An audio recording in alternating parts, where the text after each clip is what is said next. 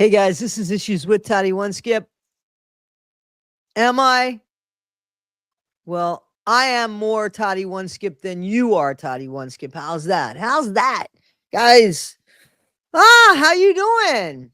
Please like, subscribe, and share. This video format's going to be a little bit different than the norm because I actually was having a conversation with myself. I was going over some of the comments in my mind that I always seem to get when it comes to Aaron Smith Levin, or even a lot of people on Scientology, when it comes to Scientology, whether it be about Mike Rinder or Nora or whatever, there's always, and it's really almost dark the way people come at you sometimes because of an opinion, which we're allowed to have an opinion. First of all, if my opinion threatens your facts, maybe you don't have facts. You know, it screams to me that something is right when I get such a reaction. And just the way I guess that certain people feel about their reaction and the way that they feel, I can understand that, but it doesn't seem sometimes that they can understand. So this thing that I've been talking about a lot on my channel is coercive control. And it was brought up in the Brian Laundrie, Gabby Petito crime. And it's something that a lot of people look at and they kind of just say, so what? But when you take away somebody's freedoms, and that's what it is, you know, it's manipulating somebody to behave in a certain way that works for you and not necessarily for them, so that you can get what you want because you have all the cards and you play anyway because you like the control and the power of it. There's something wrong with that. So when I call people out on it, it's an opinion that I have. Could I be wrong? Yes, I could be wrong, but I don't think that I'm wrong. Okay. And somebody that thinks that I'm wrong, they could think that I'm wrong, but then I'm not just making stuff up. I'm showing facts. And actually, what's really weird is that this presented itself. There's a reason why I brought up Brian Laundrie in this situation. There is degrees of coercive control. They don't always start maximum. Sometimes they start subtly, and then they become, and then they become, and then they become. So guys, I'm going to just actually respond to my own audio about coercive control and what I think is going on with Aaron Smith Levin. And hey, Aaron put it out there. Aaron put the video out there of him and Jenna. And that video really bothered me. And I'm going to explain why. And you guys could say, well, if it bothers you, why don't you just not listen to it? Well, why can't I comment on it? Aaron comments on other people's shortcomings. Why? I'm doing it with much more respect, I think. Why can't I comment on Aaron's shortcomings? If he does it, why is he allowed to do it and I'm not allowed to do it? It's all opinion, right? All right, guys, well, grab your popcorn and come on over. We don't serve Kool-Aid, and we let you leave if you want to. But please like, subscribe, and share. If you don't like us, you can leave. But I think you will. Come on, guys. Hey, guys. Now, guys, Aaron Smith Levin here. And this is an older photo. And he looks like your Terminex man. He looks like the guy that comes to your house in Florida and kills the palmetto bugs. Now, when I say palmetto bugs in Florida, some people say, what's that? Big ass cockroaches about this big. You could book them and fly them from Florida to New York. Guys, the only way to kill those bad boys is to put them on their back and step on their belly. And I ain't lying, because I had a 2-car garage door go on the shell of it and thinking it's squashed and dead. And then I went back and looked at it and it was gone. And that was the end of my cleaning for that day. Huge. Anyway, he looks like the Terminex man. You know what? Let me give you an example of coercive control, something that I bang on about because I've been a victim of coercive control, and I was somebody that could have been a perpetrator, somebody that could have had that coercive control had I have went ahead and held over the head of people what I can or cannot do for them, and what it is that they might want me or need me to do for them. So, Aaron Smith Levin, this guy here, left Scientology with his wife and children. He has said that the only people on the outside of Scientology was Aaron's family. It wasn't Heather's family. Heather's family all existed in Scientology, right? So when Aaron and his wife decided to leave Scientology, Aaron had all of the control. He had his family on the outside. She didn't have anything. She was basically separated from her family. Now, I don't want to argue his family, her family, same family, they loved her and they love her, and that's not what, forget that, okay? Because that's neither here nor there, because people are going to have things to say about that. That's opinion, okay? How somebody's treated, basically, especially when you're talking about those people. So there's a problem there when the only people that you have to complain about a broken heart or a problem with your marriage or your spouse is your spouse's family. That's an issue. Aaron had said that he didn't really care for living with Heather's family, something about the stepdad and such, but he had other people around, because they were still in Scientology. They had their friends. There were things very familiar. When they left Scientology, all she had was his family. So that was the only thing familiar, was him and his family. Everything else was new to her. And therefore, that gave him a lot of control, a lot of control. And you have to also remember the Laundrie family, they let Gabby live with them, and Gabby had thought, oh, they love me, they love me. But look at how she was discarded over their son. So there's always going to be, I think, like a loyalty to family. It's very rare when there's not. Maybe that's the case here, but everything. He had control more or less of everything simply because he had people on the outside. He had support on the outside, and she had him. She had him. And his daughters, he had everything. He was wearing many hats. But Aaron had all of the control because Aaron had all of the support on the outside. And Aaron said that he was the one that was the breadwinner in the family.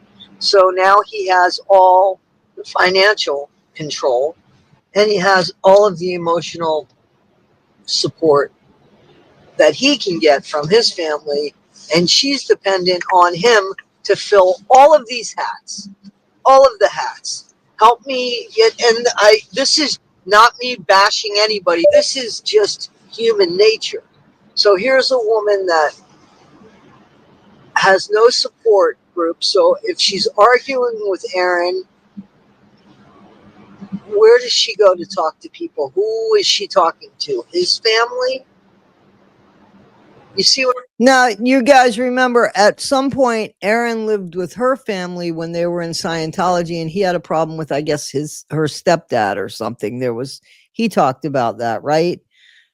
So if he had that problem, right, he's still in Scientology, he still has friends, and it's very familiar. But when they get out, again, all she has is him. What happens when they get into an argument? What happens if she gets into an argument, maybe with somebody in his family? Where does she go? What I'm saying? She had no friends. She was isolated. So she's feeling a million different feelings. when she's leaving Scientology. So imagine that. Imagine not just putting all of your eggs in one basket, and things are new for him too. In all fairness, he's leaving Scientology, so he's going to have to learn how to make it on his own. Though I guess he did that, but I don't understand because it doesn't matter. He seems to always be able to make a living, in all fairness, and that's great. That's great. But everything again is dependent on him, and he's going through his own stuff obviously, but he's got his family. He can still look in his mom's eyes and find home, right? Where she's going through all of that and losing, her family and her children losing their maternal grandparents. And I'm not saying this is anybody's fault other than Scientology, but Aaron now has all of the control, whether he wanted it or not. He does. That's the situation when they leave Scientology.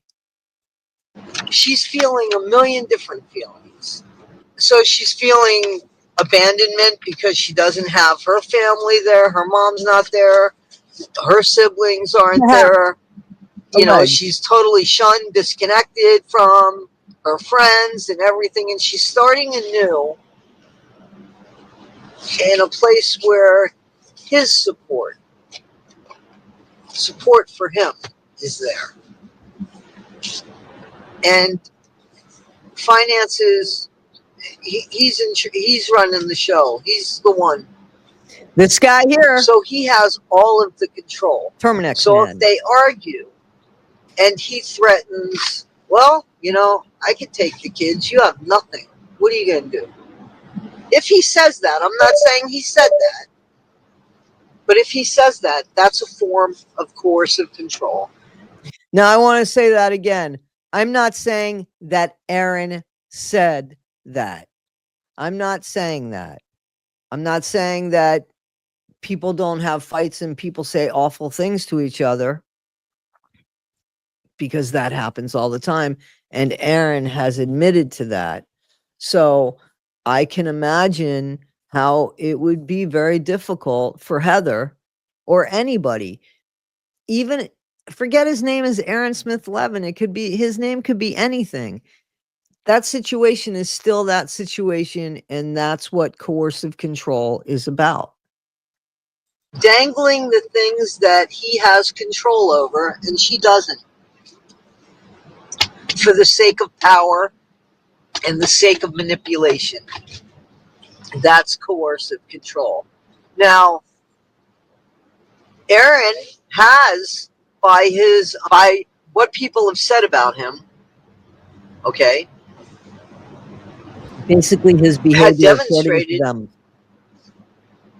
well, he's demonstrated a lot of stuff that's shown bad behavior, and he admits to some of that stuff.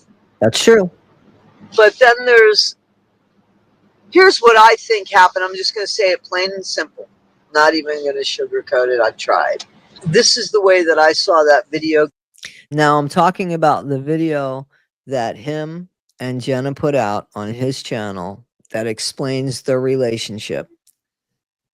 So they put it out there. This is my comment about it. And it took me 5 minutes and 8 seconds apparently to finally come out with what I think was said after. My opinion, my opinion. Go down, and I hope that I'm wrong. At the end of the video, when they turned it off, I think that Aaron, with that shit-eating grin of his, That one there, looked at Jenna and said, "Got you now." That's what I think happened. I do. Now, some of you are probably like, yeah, I feel the same way. And some of you are like, wow, how did you get there? Well, because of experience, because I think that that's exactly what he he thinks he did. There are some people that share that point of view. Guys, I think that Aaron was able to do that on Rabbit's channel with the LA incident. And I do think that Aaron wanted to do it as well on my channel. And I think that Aaron thinks he achieved it on his own channel with Jenna, because every issue that she brought up in that video when they first broke up that she has now taken down, he did the click marks, even as far as his daughters go and how he might behave around his daughters. Totally different than what she had said. So everything that she had said, I think in that video, he just, and that's what I think happened there. That's my opinion. I'm allowed to have that opinion. I stand by that opinion. And time, I think, is going to prove that that opinion's correct. But I'm not the only one. I'm not like some super Creston here, super Crest. Who is that guy? Kreskin? That mind reader? I'm not that. This is just, I've seen people like this before, you know? And this is who I think this is. Doesn't matter that his name is Aaron Smith Levin. And there are some people that don't. I'm allowed to have an opinion on this. It was put out online. You know, what is it? Only an echo chamber people are going to live in? I don't want to live in that. Ew, I welcome when somebody challenges me in a healthy way. I'm not going to take name calling or blanket statements, which is something that it seems like Scientology people are totally involved in. I think that Aaron is his own cult leader. That's what I think. And I think people treat him like that. I think that he, some people are like, you know, one person said to me, so he cheats or, you know, whatever. That's not what that was about. And the fact that this person simplified it like that, I don't think that they quite get things. This is about the damage that somebody does to somebody else. That's what this is about. And yeah, a lot of people do it. Absolutely. We treat people like shit. Should we continue? We also treat people the way that they let us treat them. But should we? Should we? Should we behave poorly because we're not being called out on it enough? Or we haven't quite hit the consequences for us? You know, somebody lied to me for 25 years. This is a true story. They lied to me for 25 years. And when it finally came out in an argument that they ended up telling on themselves, somebody later said, you know, man, why don't you apologize to Toddy? And that person said, well, it won't change anything. How fucking selfish is that? Yeah, it's not going to change the result, but I mean, don't I deserve the apology? You see? I mean, it's as simple as that, man. It's as simple as that. Sometimes you do things because it's for the other person, because maybe the other person deserves something. Maybe you're not going to get anywhere with that, but it's still the right thing to do, you know? Anyway, let's go on. You too. Should we just say, oh, yep, that's So let's go back. continue to? Should absolutely we treat people like shit? Should we continue to? Should we just say, oh, yep, that's the way it is, and not call people out on it? Because, you know, if you believe that people can change, the only way they're ever going to change is if you call them out on their bad behavior. Makes sense. I saw myself in a family member that lost it over a coffee machine. And I said to myself, oh my God, that's me. I don't want to talk to my partner like that. That's And that was a gift for me. That made me, I think, a better person. Nobody has to live up to my expectations. But if you're going to put stuff online and claim that you're this way, and I challenge it by seeing something else, it's not because I'm picking on somebody here. It's because I actually see something here. That's correct. Correct. And unfortunately, I challenge anybody to bet me that their relationship isn't over right at this minute.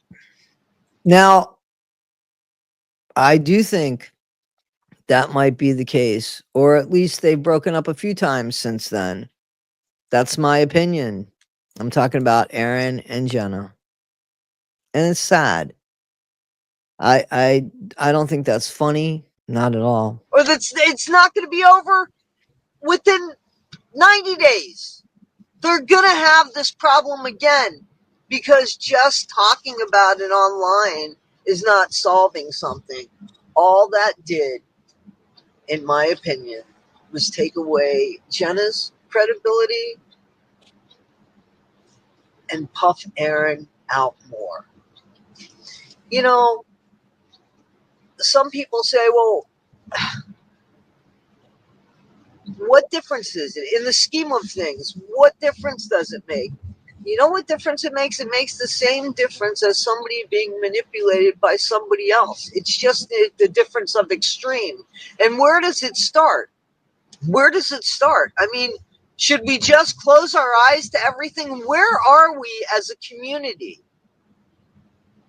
I praised Aaron when I followed Aaron. I believed Aaron.